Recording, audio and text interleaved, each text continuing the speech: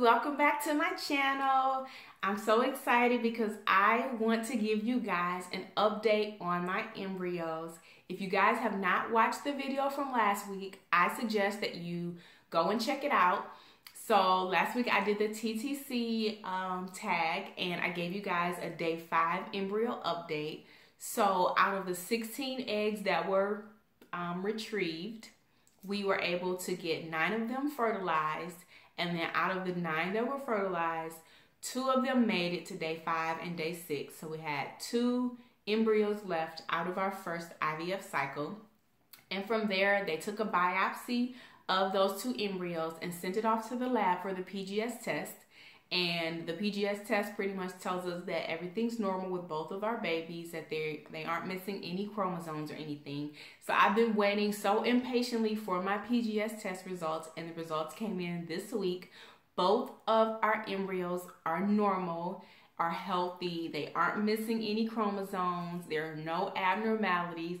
Oh my gosh, I am so excited because I'm just so excited because it's like everything that we've done, like all of the stems, all of the pills, all of the blood work, you know, getting my blood taken every other day, all of the uncomfortable ultrasounds, and I have 2 healthy babies. Like, you guys just have no idea how excited I am. So I have 2 healthy babies, and now I'm preparing for transfer.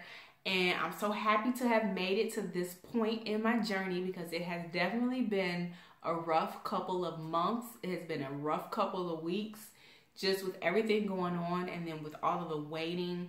I mean, IVF is so difficult, not even just physically, because okay, you're doing your stems, you're stabbing yourself with needles, you're taking all these pills. That part's difficult. Of course, you prepare yourself for that, but I never knew how difficult it would be mentally with all of the waiting, because once you have your egg retrieval, from that point on, it's just like the waiting game. You're waiting to see how many were fertilized. You're waiting to see how many make it till a certain day. You're waiting to see your PGS test results. So I'm just so happy that I have 2 healthy babies after all of this, because I just could not. I don't think I could have took any more bad news this year. So it's just like our little silver lining. Is that what you call it? The light at the end of the tunnel.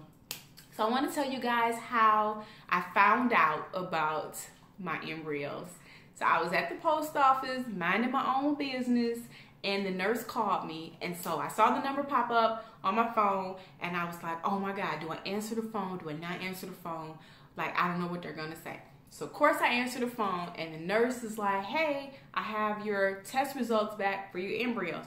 So I'm just like, oh my God, do I sit down? Do I stand up? Do I need to go outside? Mind you, I'm in the middle of the post office. So I'm like, okay, go ahead. I'm ready. Give me the results. So she says, okay, you have 2 normal, healthy babies.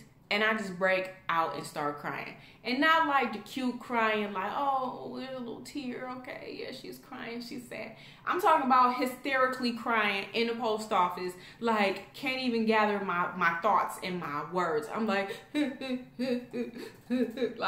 like that kind of crying, where people like turn around looking at me like, what's wrong?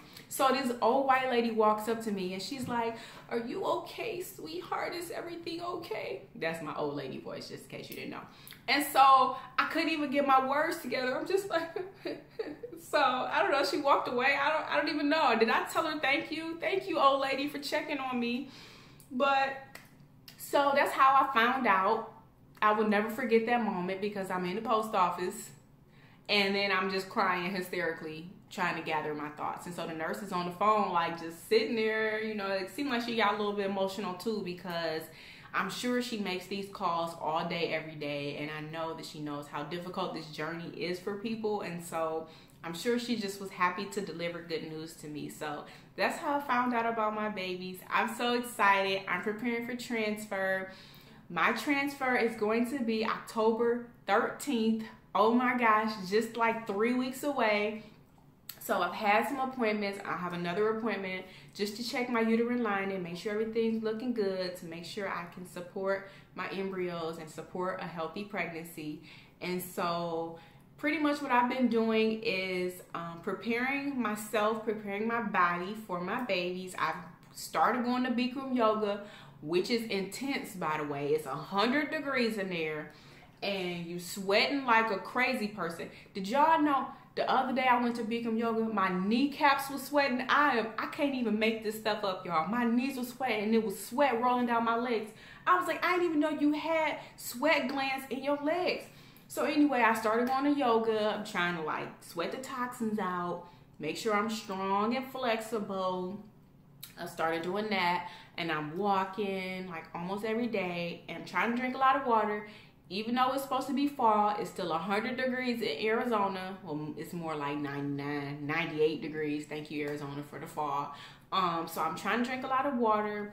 I'm drinking my tea, like trying to drink warm stuff, eating oatmeal, eating these nasty Brazil nuts that taste like tree bark. Even though I never tasted tree bark before, I'm pretty sure that Brazil nuts taste like tree bark. So I'm eating them nasty things every day. And drinking palm juice, drinking palm juice, which is also nasty, but I kind of gotten used to it. It's just really bitter. So I kind of psych myself out and pretend like I'm drinking like cranberry juice or something.